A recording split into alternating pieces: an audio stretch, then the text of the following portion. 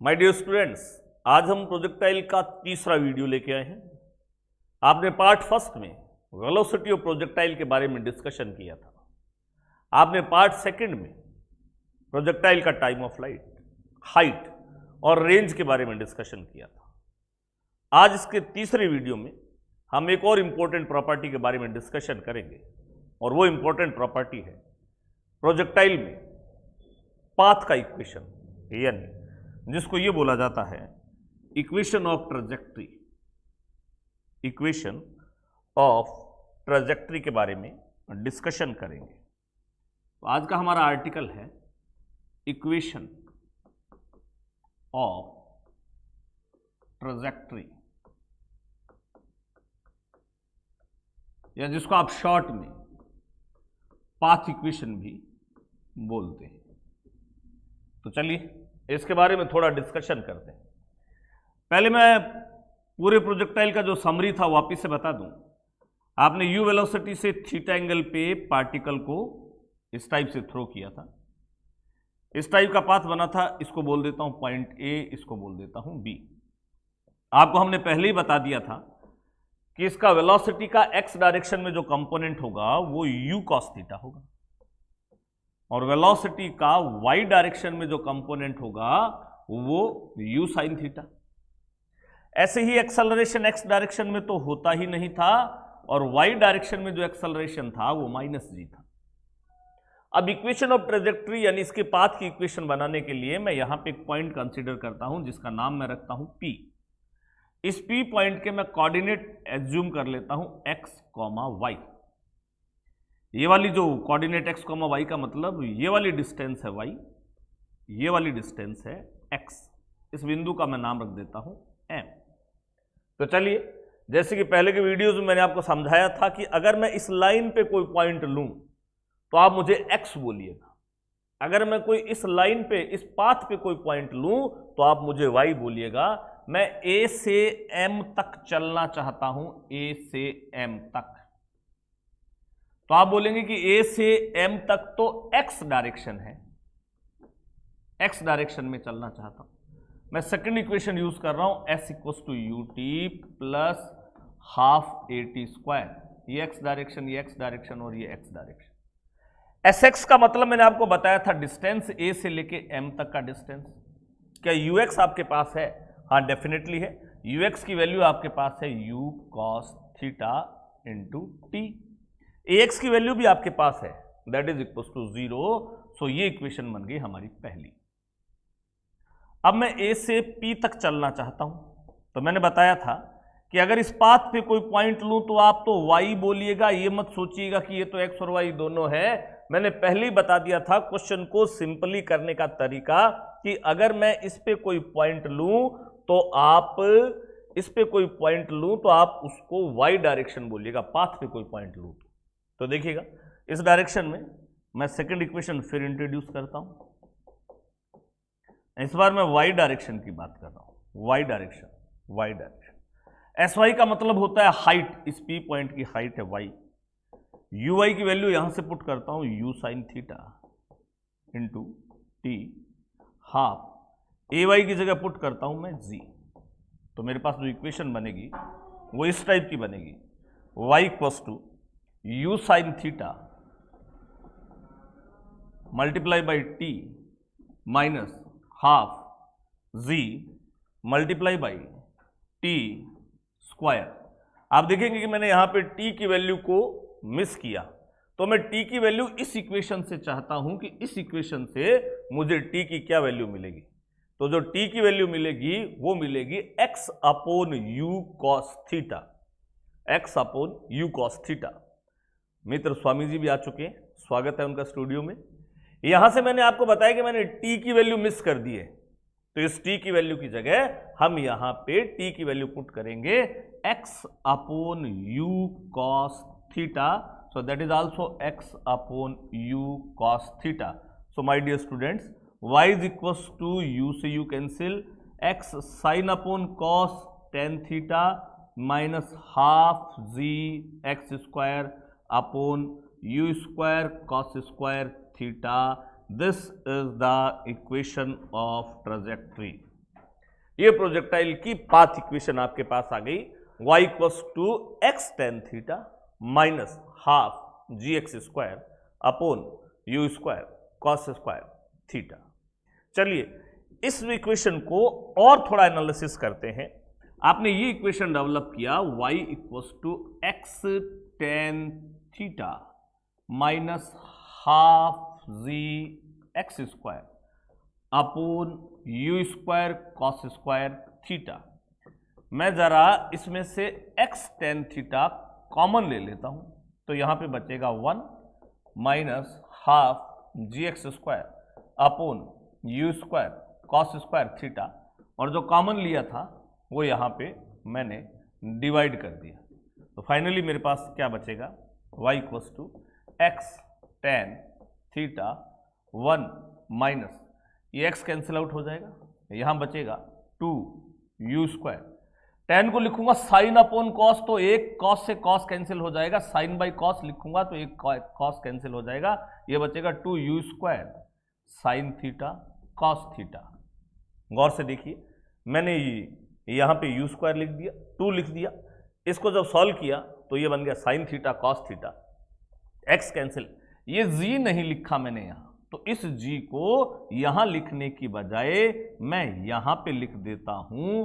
और ऐसा क्यों लिख रहा हूं ये शायद आप भी समझ गए होंगे, क्योंकि आप देख रहे हैं y equals to x tan theta 1 minus x upon, याद कीजिए इस ब्रैकेट को, 2 u square sine theta cos theta upon g. याद कीजिए प्रीवियस वीडियो में हमने रेंज का फॉर्मूला डेवलप किया था। सो माय डियर स्टूडेंट, ये रेंज के इक्वल होगा, सो that is another equation of trajectory for the projectile motion.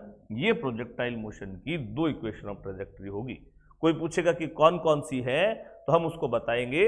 एक इक्वेशन है y equals to x tan theta minus half g x square upon u square cos square theta, और दूसरी equation जो आपने अभी develop की है y equals to x tan theta 1 minus x upon r. जब आपको रेंज पूछे या रेंज के बारे में इंफॉर्मेशन हो, I repeat again my dear, जब आपको रेंज पूछे या रेंज के बारे में इंफॉर्मेशन हो तो आप इस इक्वेशन का यूज करेंगे, अदरवाइज वो जनरल इक्वेशन तो है।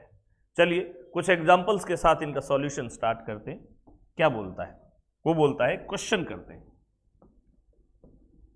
कि किसी ट्रेजेक्ट्री का इक्वेशन पाथ इक्वेशन दे रखा था प्रोजेक्टाइल का, y equals to √3x minus half g x square. आपसे पूछा था कि इसका initial velocity, angle of projection, time of flight, height and range, ये सारी चीजें कैलकुलेट कीजिए। तो मैं क्या करता हूं, इसको थोड़ा सा ढंग से लिख लेता हूं, इसमें से √3x कॉमन ले लेता हूं, यहां बचेगा 1 minus half g x square upon √3x, तो ये बनेगा y equals to √3x minus 1 minus, ये कैंसिल आउट होके x अपॉन 2√3। इस g को यहां लिखने की बजाय मैं यहां लिख देता हूं। ऐसा क्यों लिखा है ये आपको भी पता चल गया माय डियर, क्योंकि मैं अब इस क्वेश्चन वाली इक्वेशन का कंपैरिजन मेरी स्टैंडर्ड इक्वेशन से करूंगा। मेरी स्टैंडर्ड इक्वेशन क्या है, y equals to x tan theta 1 minus x by r, इसका मैं कंपैरिजन करूंगा तो मैं बोलूंगा कि x के साथ जो यहां चिपकेला है वो टेन थीटा होगा। सो टेन थीटा आ गया √3, तो थीटा की वैल्यू आ गई 60 डिग्री। फिर मैं बोलूंगा कि x के अपोन में जो क्वांटिटी है वो यहां रेंज को शो करेगी। रेंज आ गई आपकी 2√3 बाई जी, यानी 2√3 अपॉन 10, यानी √3 अपॉन 5 मीटर। रेंज का फॉर्मूला क्या होता है वैसे, रेंज का फॉर्मूला है 2 u square sine theta cos theta upon g. Range है मेरे पास √3 बाई 5। 2 यू मालूम नहीं, थीटा मालूम है, कॉस 60 अपॉन जी। यहां से √3/5 to u square sine 60 cos 60 upon g. इसका सॉल्यूशन करेंगे तो इसमें एक ही अननोन डेटा है जो कि u है, u आपके पास आ जाएगा। और जब माय डियर स्टूडेंट आपके पास u आ गया और थीटा आ गया तो आप टाइम ऑफ फ्लाइट भी निकाल सकते हैं। अगर आपको u और थीटा आपके पास है, आप हाइट भी निकाल सकते हैं, क्योंकि इनके सबके फॉर्मूलों में आपको सिर्फ दो ही चीज़ों की ज़रूरत पड़ती है, एक तो u की ज़रूरत पड़ती है और एक थीटा की ज़रूरत पड़ती है। u आपने यहाँ निकाल ली इस इक्वेशन से और थीटा यहाँ से, तो टाइम ऑफ फ्लाइट भी आ जाएगा, हाइट भी आ जाएगी, रेंज आपने पहले निकाल ली थी, u और थीटा भी आपने निकाल लिया। इस टाइप से ऐसे क्वेश्चन आ जाएं तो आप करेंगे। Is it? One more example, एक एग्जाम्पल और लेते हैं माय डियर। क्या बोलता है देखिए, आपसे बोल रहा है कि किसी भी पार्टिकल को किस वेलोसिटी से थ्रो करें। आई रिपीट अगेन, किस पार्टिकल को किस वेलोसिटी से थ्रो करें कि वो पॉइंट ऑफ प्रोजेक्शन से 10 मीटर की डिस्टेंस पे 20 मीटर हाई बिल्डिंग के ऊपर वाले पॉइंट को टच करे। 10 मीटर डिस्टेंस पे 20 मीटर हाई बिल्डिंग के ऊपर वाले पॉइंट को टच करे और बिल्डिंग से 30 मीटर की डिस्टेंस पे, बिल्डिंग से 30 मीटर की डिस्टेंस पे गिर जाए। बिल्डिंग से 30 मीटर की डिस्टेंस पे गिर जाए। वापिस से क्वेश्चन बता रहा हूं। क्वेश्चन आपका ये है माय डियर कि किसी भी प्रोजेक्टाइल का प्रोजेक्शन वेलोसिटी यानी u आपको कैलकुलेट करना है। आपसे दिया है कि वो पार्टिकल जब प्रोजेक्ट किया जाता है तो पॉइंट ऑफ प्रोजेक्शन से 10 मीटर की डिस्टेंस पे 20 मीटर हाई वॉल है, उसके हाईएस्ट पॉइंट को टच करता हुआ जाता है और वॉल के पीछे 30 मीटर की डिस्टेंस पे जाके गिरता है। This is your question. क्या आपको क्वेश्चन समझ में आ गया? चलिए इसके सॉल्यूशन के बारे में सोचते हैं, कैसे करेंगे। आप मुझे बताइए कि आप इस डायग्राम को देख के क्या इसकी रेंज डिसाइड कर सकते हैं क्या? हाँ कर सकते हैं, डेफिनेटली। कितना है? रेंज हो जाएगी 40 मीटर। और इस पॉइंट के कोऑर्डिनेट भी बता सकते हैं क्या? हाँ, कोऑर्डिनेट का मतलब होता है एक्स कोऑर्डिनेट का मतलब ये और वाई का मतलब ये, यानी इसके कोऑर्डिनेट ये है। जब भी कोऑर्डिनेट मिल जाए तो तुरंत पाथ इक्वेशन पे जाइएगा। आपके पास दो पाथ इक्वेशन थी, यहां रेंज वाली मैं इंट्रोड्यूस करता हूं 1 - x/r। y is equal to, y का मतलब y कोऑर्डिनेट 20, x का मतलब x कोऑर्डिनेट 10, 1 - x कोऑर्डिनेट 10 और रेंज आपने बताई थी 40, तो ये हो जाएगा 2 tan theta 1 - 1/4, so 2 tan theta is equal to 3/4। So tan theta की जो वैल्यू है वो 8/3 आ जाएगी। वैसे रेंज का जर्नल फॉर्मूला होता क्या है? 2u² sin theta cos theta upon g। Range कितनी है? 40, टू u यही तो मालूम करना था, z 10। अब गौर से देखिएगा, अगर यहां थीटा की वैल्यू वो आ गई जो आपकी टेबल में होती है, जो आपके माइंड में फीड है, जैसे यहां पे 1 आ जाता तो 45, √3 आ जाता तो 60। अब 10 की ये वैल्यू आ गई जो आपके टेबल में आपको होती तो है पर पिक्चराइज नहीं होती, तो यहां से मैं थीटा की वैल्यू कैसे निकालूंगा वो गौर से देख लीजिए। इसके लिए आप राइट एंगल ट्राइंगल का हेल्प लीजिए। 10 होता है परपेंडिकुलर अपॉन बेस। अगर परपेंडिकुलर 8 है, बेस 3 है, तो पाइथागोरस बताता है कि इसका हाइपोटेनियस जो है वो परपेंडिकुलर स्क्वायर प्लस बेस का स्क्वायर, यानी ये हो जाएगा 64 + 9 √73।